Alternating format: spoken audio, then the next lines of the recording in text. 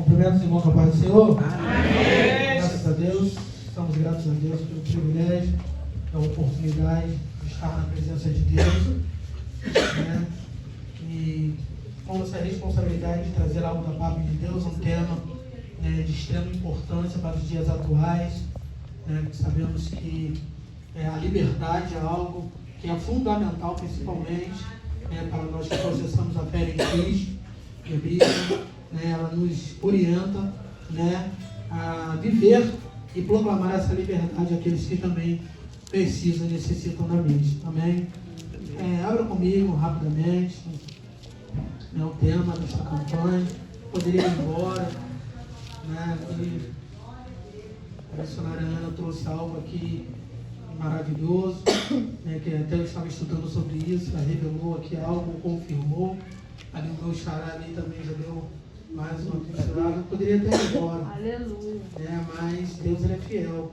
Eu creio que ele vai continuar falando contigo. Lucas capítulo 3, versículo 10. Quantos acharam? Digo amém. Amém.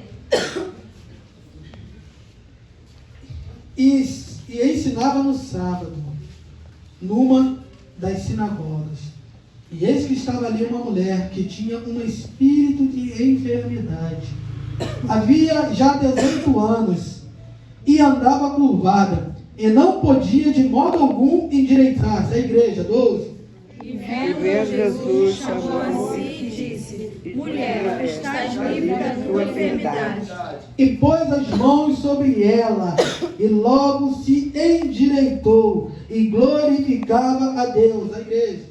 Então, a palavra príncipe da sinagoga, indignado porque Jesus orava no sábado, disse à multidão: 6 dias há em que é visto trabalhar. Neste, pois, vinde para seres curados, mas não no dia de sábado. Respondeu-lhe, porém, o Senhor e disse: Hipócrita, no sábado não desprende da manjedoura cada um de vós o seu boi ou jumento, e não o leva a beber? 16, a igreja. E não convinha soltar dessa prisão no dia de sábado, a qual há 18 anos Satanás tinha preso.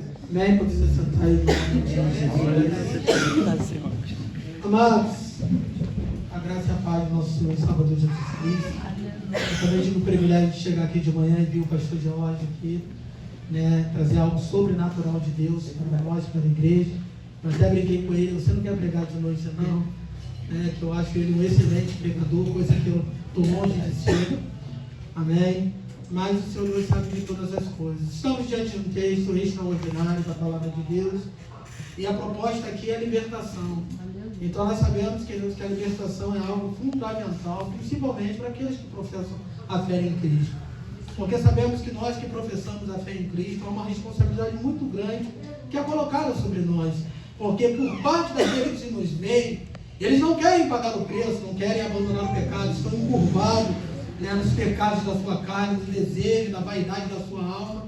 Mas eles exigem que nós paguemos esse preço.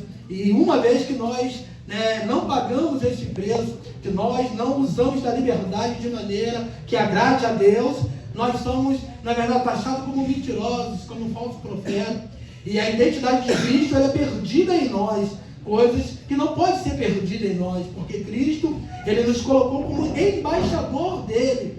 Paulo, ele vai dizer que a igreja é um embaixador de Cristo na terra. O que é um embaixador? Um representante legal de uma autoridade em terra estrangeira. Ou seja, nós somos representantes diretos de Deus no planeta Terra. E aí a Bíblia vai dizer, queridos, que aqui nesta terra nós não temos cidade permanente, mas também nós buscamos a futura. Então Deus, ele conta comigo, ele conta contigo. Então a libertação é um processo que eu e você temos que passar por esse processo e temos que transformar e fazer com que as pessoas creiam que Deus, ele existe, que ele tem poder para libertar o homem. Esse tema, querido, ele é fundamental no capítulo 13 de Lucas. Então nós vemos, queridos, que a liberdade é algo fundamental. E nós vemos que Jesus ensinava no sábado, em uma das sinagogas. A cidade aqui, queridos, no contexto, historicamente, vai dizer que era a cidade de Cafarnaum. Jesus foi a base do ministério dele nesta cidade. E a Bíblia diz que Jesus ele ensinava e esta mulher estava na sinagoga. Uma das coisas que já me chamou a atenção por eu ser um estudante da palavra de Deus, que esta mulher, ela estava na sinagoga. Como ela poderia estar na sinagoga? Se a lei, a própria lei em Levítico, capítulo de número 13, 14, vai dizer acerca dos cegos, mansos, ressecados, pessoas que eram proibidas de se achegar ao meio da congregação e se chegar perto da tenda da revelação, ou seja, a tenda do tabernáculo no Antigo Testamento. E a lei dizia que essas pessoas eram proibidas de entrar no templo, mas ali não era o templo, era a sinagoga. Então, na sinagoga, automaticamente aquela mulher, então, ela poderia entrar, mas porém, ela não poderia estar na frente, não poderia estar perto, né, do mestre, de quem ensinava. E a Bíblia diz, queridos, que Jesus, ele está dentro da sinagoga ensinando, e a mulher estava ali, e a Bíblia diz que Jesus diz que ela tinha um espírito de enfermidade, não é? A qual há 18 anos ela andava encurvada, de modo que não podia se endireitar. Queridos, então nós vemos que essa mulher, ela tinha uma enfermidade, um espírito de enfermidade. Então nós entendemos que a enfermidade daquela mulher era física, mas porém, a origem era espiritual.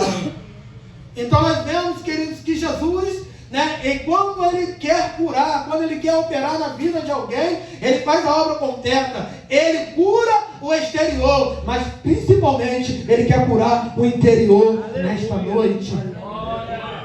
A mulher encurvada, queridos, nós vemos, queridos, que hoje, diagnosticada essa mulher, ela teria um desvio no dorso central da sua coluna, a qual a sua coluna fazia com que ficasse como um gancho, aonde ela só vivia olhando para baixo. Eu quero começar a pregar nesta noite dizendo de duas coisas que aquela mulher, ela podia fazer. A primeira coisa que aquela mulher, ela podia, e era a única coisa que ela podia fazer, era olhar para baixo. A meta do adversário da minha e da tua alma, aprisionar uma alma, é fazer com que as pessoas fiquem presas a esta terra. Uma vez que a pessoa está presa a esta terra, Jesus ele vai dizer que aonde está o vosso coração, aí está o vosso tesouro. Uma das coisas que se uma pessoa estiver presa a esta terra, ela só vai viver pensando nas coisas desta terra, mas a ótica de Deus é diferente da ótica do adversário da minha e da tua alma, que tinha que te aprisionar nesta terra, porque ele te prometeu algo muito além daquilo que está nesta terra, porque ele diz em sua palavra, 1 João capítulo 2, versículo 14, ele disse: eu vos escrevi paz, e eu vos escrevi jovem, porque sois fortes, e a palavra de Deus está em vós. Não ameis o mundo, e nem tudo que no mundo há, porque se alguém ama o mundo, o amor do Pai não está nele, porque o mundo passa e as suas concupiscências, mas aquele que faz a vontade de Deus permanece para sempre. O adversário, ele quer te aprisionar nesta terra, mas Jesus Cristo, ele quer algo maior e melhor para você nesta noite. Aquela mulher só podia olhar para baixo, para a terra. Ela estava presa a esta terra. Ela estava o quê? Deprimida.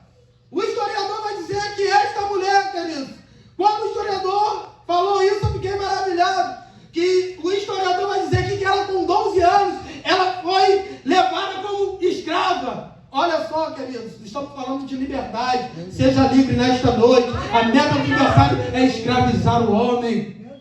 Ela foi vendida como escrava, segundo o historiador, com 12 anos de idade. E aqui, segundo o historiador, ela estaria com 30 anos, porque 18 anos ela foi escrava. E por quê? Que então ela era corcunda, eu ali estudando para poder descobrir. Então esse historiador vai dizer que ela ficou corcunda por quê? Por causa das cargas que eram colocadas sobre ela. Porque uma vez que ele é escravo, o escravo ele não tem vontade própria, ele é subalterno, submisso à vontade do seu Senhor. E naquela época, o escravo, queridos, ele estava na mão do seu Senhor. Ele poderia fazer qualquer coisa com esse escravo, poderia botar carga pesada, poderia matar, humilhar humilhar, chicotear, abandonar, que não dava nada. Ele fazia o que bem entendia desse escravo. E por ela carregar muitas cargas nas suas costas, ela ficou deficiente, ela ficou aleijada. A meta do adversário, ao aprisionar uma alma, é fazer com o seu corpo enferma, é fazer com que você fique doente, é fazer com que você não tenha autoestima para baixo, para que você não tenha fé, que você não tenha esperança, que você não tenha a capacidade de se levantar. Aquela mulher, querido, segundo o historiador, ela ficou dessa forma por causa desse cativeiro que ela foi colocada, e levantando as cargas. E olha e presta atenção que a ótica de Deus é diferente. Porque Jesus Cristo ele veio. 1 João 3,9 vai dizer que Jesus se manifestou para desfazer as obras do diabo. A Bíblia diz em Mateus capítulo 11, versículo 28, Jesus Cristo ele diz o que? Vinde a mim todos que estáis cansados e oprimidos, e eu vos aliviarei. Jesus ele quer arrancar a carga que muitas das vezes Satanás ele quer colocar nas costas do homem e da mulher. Mas nesta noite Jesus Cristo ele quer libertar nesta noite. Aquela mulher, queridos, então fisicamente ela estava enferma, como a nossa missionária disse, eu estava estudando sobre isso. Que esse cativeiro espiritual, queridos, é um cativeiro que é do transtorno do desequilíbrio emocional.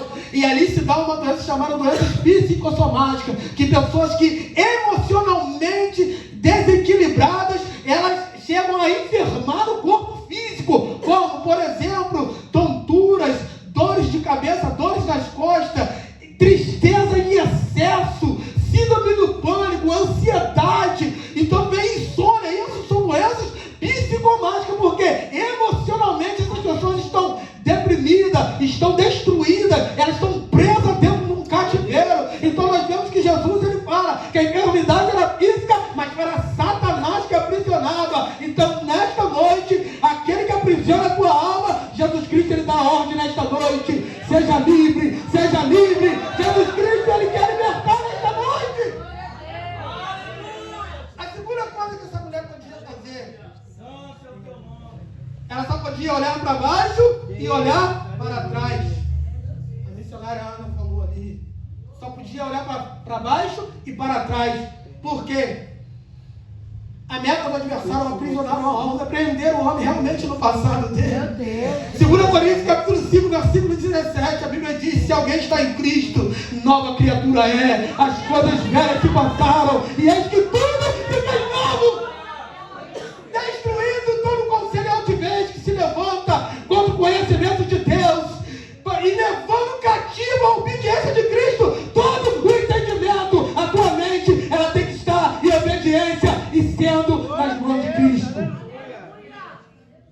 A Bíblia diz em Tessalonicenses que vai dizer que toda alma, corpo e espírito sejam plenamente conservados e irrepreensíveis até a vinda do Senhor e Salvador Jesus Cristo. Ela só poderia olhar para baixo, presa às coisas dessa terra, e só poderia olhar para trás, presa ao seu passado.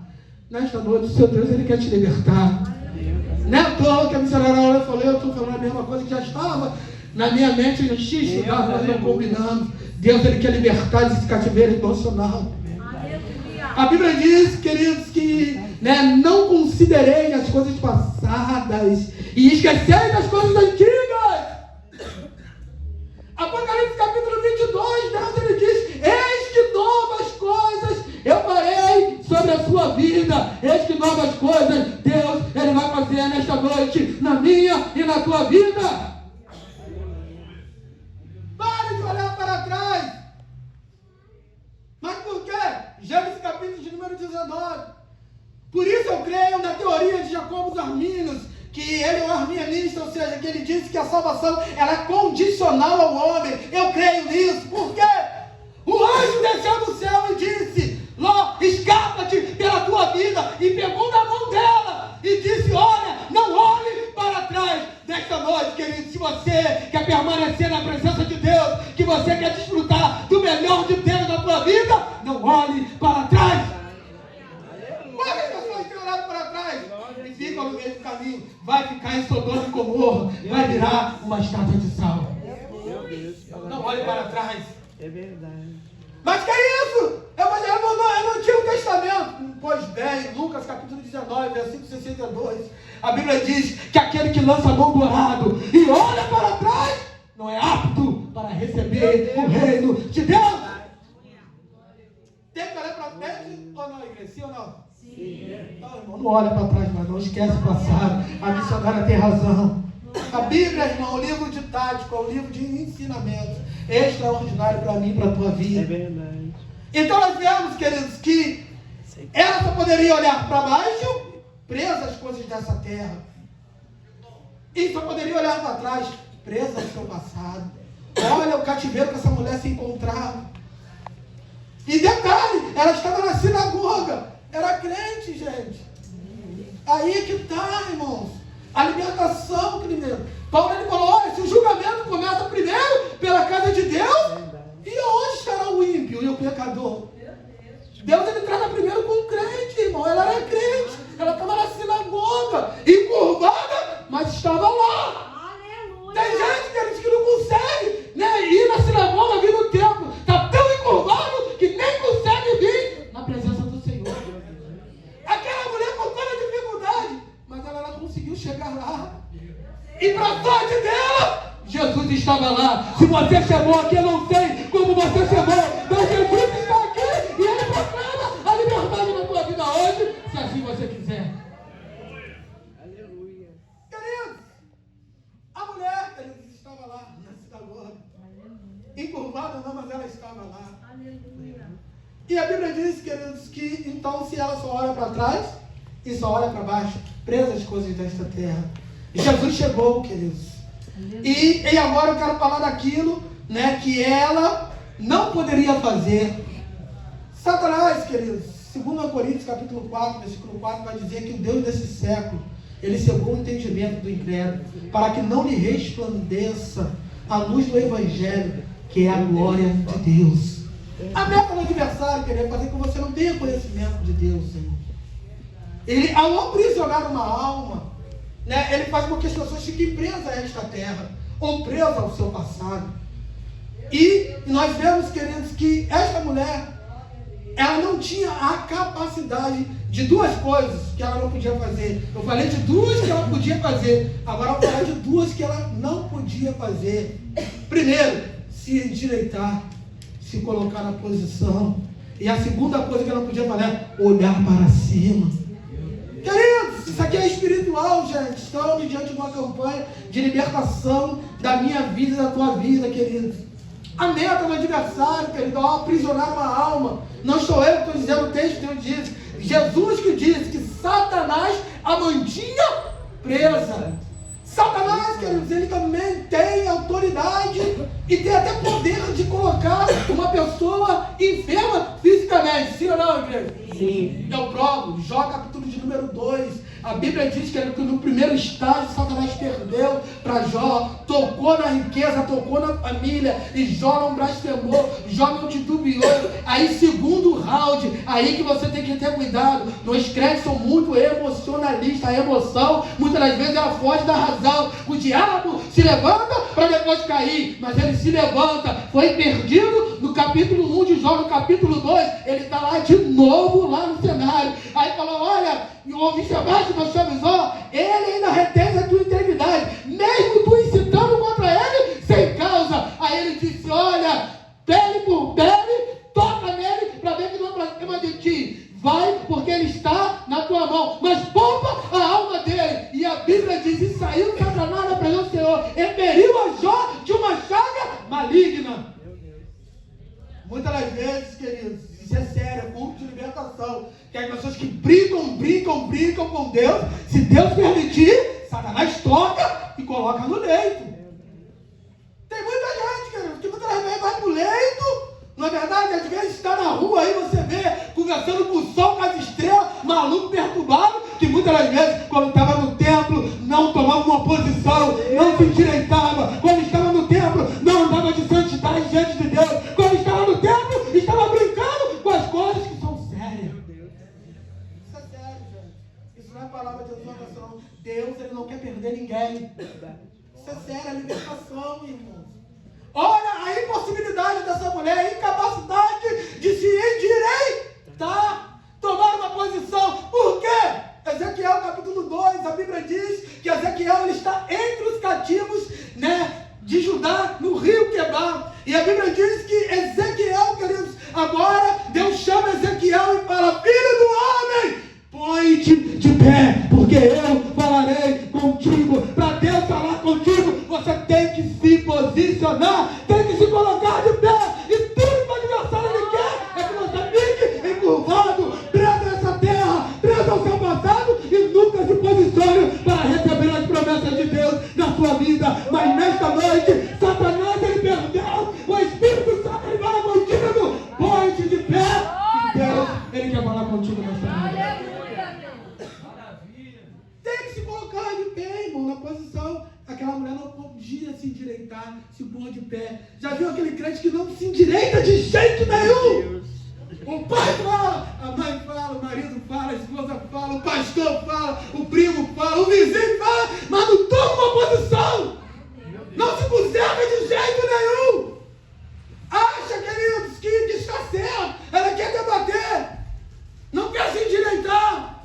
E a Bíblia diz, queridos, e fazei veredas direitas para o vosso pé, para que manqueja não se desvie inteiramente, mas antes seja sarado. Deus ele quer que o homem se endireite. Se endireitar aqui, falar de vereda, vereda fala o quê? De caminhos. Aplane seus caminhos. A Bíblia diz que os passos de um homem bom são confirmados pelo Senhor e Ele pesa as suas veredas. Quantos querem andar no caminho de Deus nesta noite? Não tem muito glória aqui, irmão. Aqui não tem a chave. Não tem a chave da vitória. Irmão, se a libertação é uma coisa séria, irmãos. Irmão, eu fui praticamente 18 anos. Foram 19 anos, irmão, no cativeiro das drogas, irmão. É cruel, gente. Eu chorava, irmão. Ser escravo é ruim, gente. Sim ou não? Irmão, ser escravo é muito ruim. Imagina você não ter vontade própria. Imagina, irmão. Essa é a meta do adversário, aprisionar a alma de alguém, irmão. É fazer com que essa pessoa não tenha vontade própria. A liberdade, ela foi conquistada o quê? Na cruz do Calvário. Mas quando Deus criou o homem, Ele criou o homem livre. Ele disse para o homem: dominai. Não é para o homem ser dominado. Hoje o homem é dominado. Hoje a humanidade está sendo dominada. Qualquer coisa domina o homem hoje em dia. Mas Deus criou o homem para ser livre. Oh, Jesus, nesta noite, Deus da liberdade está aqui. Mas como eu consigo essa liberdade? Romanos 1,17. Aonde está o Espírito do Senhor, aí há liberdade. Você tem liberdade nesta noite para glorificar e exaltar o nome do Senhor. A incapacidade dessa mulher de se endireitar, de tomar uma posição, de andar nos caminhos que ela deve andar, que ele deve andar. Então, nesta noite, querido, tome a posição. Tome a posição. Não deixe o adversário te curvar a vida toda. Já viu? Aquele crente passa ano e entra ano, não muda. Misericórdia. A Bíblia diz, queridos, que tem que haver uma mudança. Por quê? 2 Coríntios 4, Paulo ele falou: olha, porque é Deus que disse que das trevas resplandecesse a luz. E quem resplandeceu em nosso coração? Para a iluminação do conhecimento na glória de Jesus Cristo. Porque temos importante esse tesouro em vasos de barro, para que a excelência do poder seja de Deus e não de nós. Em tudo somos atribulados, perplexos, mas não desanimados, perseguidos, mas não desamparados, abatidos, mas não destruídos, para que a mortificação do Senhor Jesus Cristo se manifeste em nós, para que a vida de Jesus se manifeste em nosso corpo mortal. Quem tem que se manifestar no seu corpo é Jesus. Mas quem se manifestava no corpo daquela mulher era o adversário. Por isso, ela só olhava para baixo. Não tinha motivo para dar glória a Deus, para exaltar o nome do Senhor. Essa é a meta do adversário, queridos. A incapacidade de se endireitar. Hoje à noite, você tomar uma posição com Deus. Quantos querem tomar uma posição com Deus? Se colocar de pé, querida, você ficar pronto para receber as promessas de Deus na sua vida. A segunda coisa que ela não poderia fazer, estou caminhando para o fim, não vou enfadar meus irmãos, que essa é uma mensagem de exortação bíblica, né? Que é Bíblia. Se for brigar comigo, vai brigar com Deus. Que se expressa é tudo da Bíblia, gente. Não é historinha com a mãe do Luiz. É tudo da Bíblia. Então vamos lá. A segunda coisa que ela não poderia fazer é olhar para o céu. Lembra que o adversário ele quer aprisionar ela na terra? Claro, gente. Da onde vem a vitória? Ela vem de quem? Atos dos Apóstolos, capítulo 1. Varões Galileus, por que olhais para cima? Esse mesmo Jesus que vós está vindo vir, ele voltará! Ele voltará! Apocalipse capítulo 1, versículo 7. Eis com as nuvens do céu, ele virá e todo o olho o verá. Só vai ver ele quem olhar para... Então, irmão, para de olhar para baixo hoje, em nome de Jesus. Jesus ele te liberta nessa noite para você olhar para cima. Mas por quê? Eu tenho que olhar para cima. Tiago capítulo 1, versículo 7. Toda boa dádiva e todo bom perfeito vem do alto, descendo dos pais das luzes. Vem do alto. Não entendi. Salmo 121. Elevo meus olhos para os montes, de onde me virá o socorro? O meu socorro vem do Senhor, que fez o céu e a terra.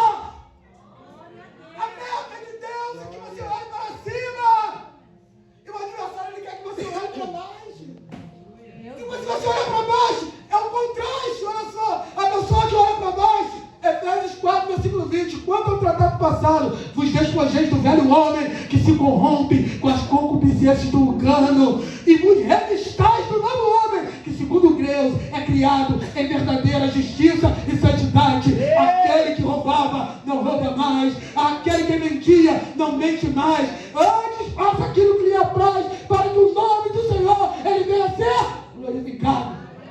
Aleluia. A meta do adversário é essa, irmão. Você fica preso nessa terra. Por que você tem que olhar para cima? Querido, fica no alto, irmãos, que vem o socorro. Colossenses capítulo 3, olha a profundidade. O Rabino Paulo era um homem excelentíssimo em ensinamentos. Ele disse, olha, se vós já ressuscitaste com Cristo, ou seja, você aceitou Jesus, aconteceu na sua vida, buscai as coisas que são em cima, e não as que são na terra, porque a vossa vida está escondida com Cristo em Deus. Mortificai os vossos membros que estão nesta terra. Buscai as coisas que são de cima. A meta de Deus é o quê? Que você olhe para cima, é do alto que vem o seu socorro. Então, nesta noite, querido, se você está entre aqueles que não conseguem olhar para cima, só consegue olhar para a terra, Deus ele te convida a se posicionar nesta noite.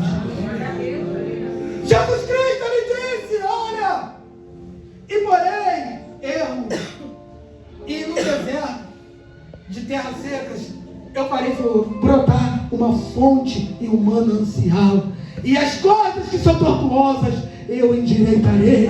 Nesta noite, a noite de conserto, ele quer endireitar a minha e a sua vereda. Queridos, a responsabilidade é muito grande por parte daquele que confessa a Deus como seu ex-salvador. Nós não podemos, queridos, estar aqui dentro, proclamar uma liberdade e sermos presos emocionalmente ou presos fisicamente. Não podemos. Mas por quê? Gálatas capítulo 5, estáis pois firme com a liberdade com que Cristo vos libertou, e não torneis a colocar de novo debaixo do jugo da servidão. Olha aquele crente, Jesus salva o cara, batida com o Espírito Santo, salva, daqui a pouco o cara vai lá para fora de novo. Ele torna a se colocar debaixo do jugo da servidão. Queridos, aí Paulo mais à frente ele vai dizer, olha, se estás livre, né? Estás livre com Cristo. Ele fala, olha, não use então a sua liberdade. Não use da sua liberdade para dar ocasião à sua carne. Queridos, a carne é um perigo constante na vida do crente. Porque é uma natureza que não se converte a Cristo. Porque a minha natureza, a sua natureza, a natureza nossa, ela não se converte a Cristo. E ela quer ficar presa às coisas desta terra. Essa mulher curvada. Fala o quê? Da natureza humana que é subjugada pelo poder do pecado. Mas nesta noite, Jesus Cristo ele disse: condenação há nenhuma para aqueles que estão em Cristo Jesus, que não andam segundo a carne, mas segundo o Espírito de Deus. Então, se você tem o Espírito de Deus, irmão, você não está subjugado ao poder do pecado, irmão. É o pecado que causa a separação do homem e Deus. O negócio é sério, irmãos. Como eu falei, o adversário ele não brinca, ele não dá trégua. E por que a fúria dele em cima dos crentes? Essa mulher, queridos, ela era uma crente, ela estava onde? Na sinagoga? O lugar da adoração, o lugar do ensino. Mas estava encurvado. E Jesus falou que quem mantinha ela presa era quem? Satanás. Mas nesta noite, Jesus ele se manifestou para desfazer as obras do diabo. Gente, para encerrar, quantos querem nesta noite tomar uma posição com Deus para receber as promessas dele? Então pare de olhar para baixo, pare de olhar para trás, comece a se posicionar e olhar para cima, porque é do alto que vem a minha e a tua vitória. Jesus Cristo, querido, ele é fiel, ele quer dar vitória à sua igreja.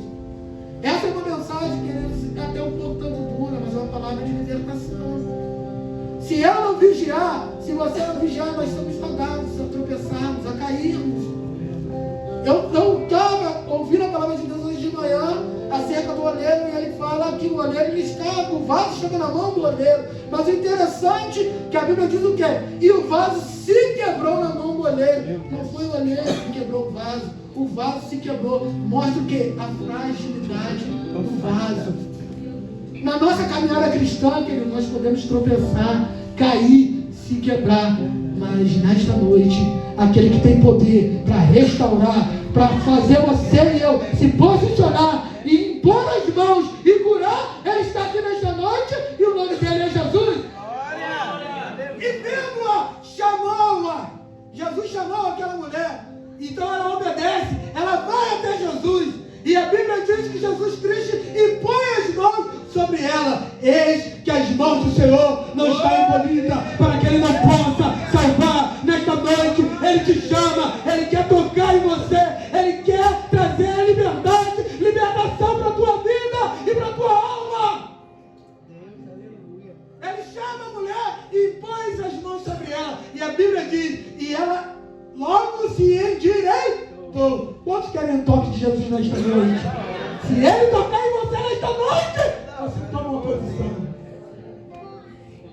E a Bíblia diz que, na sequência, como eu falei, a impossibilidade e a incapacidade dessa mulher ir para o culto e glorificar e exaltar a Deus. Mas quando Jesus toca nela, ela começa a glorificar e a exaltar ao nome do Senhor. Ele está aqui nesta noite. Se você é livre, se Ele tocou em você, glorifique, exalte o nome dEle, porque Ele é fiel para cumprir as promessas na tua vida. Então você vê que uma pessoa que toma o toque de Jesus, ela tem liberdade para glorificar e exaltar o nome dEle. Então nesta noite, queridos, que o Espírito Santo de Deus pode falar melhor o seu coração, não vou te enfadigar, nome de Deus. Mas essa é uma palavra de reflexão, não fique chateado comigo, isso é Bíblia. Isso é Bíblia. Satanás ele quer aprisionar a alma do homem. Por quê? Ele tem como finalidade aprisionar a alma. A alma, a psicóloga está ali, querido. Ela, a psique no grego quer dizer o que é a alma, está falando que é da mente. E vocês já pararam para perceber? Religiões afrodescendentes, por exemplo, quando uma pessoa entra no terreiro, alguém diz, olha, tem que desenvolver, tem que fazer a Bori. Bori é a cabeça. Por que o interesse do adversário é pela cabeça? Psicólogo. Por quê? Porque uma vez que ele dominar a mente, domina o corpo todo. A coisa é séria, irmão. A Bíblia diz, queridos, se aqueles que têm a mente do Senhor, esses são do Senhor. Quando você é de Deus nesta noite, então deixa Ele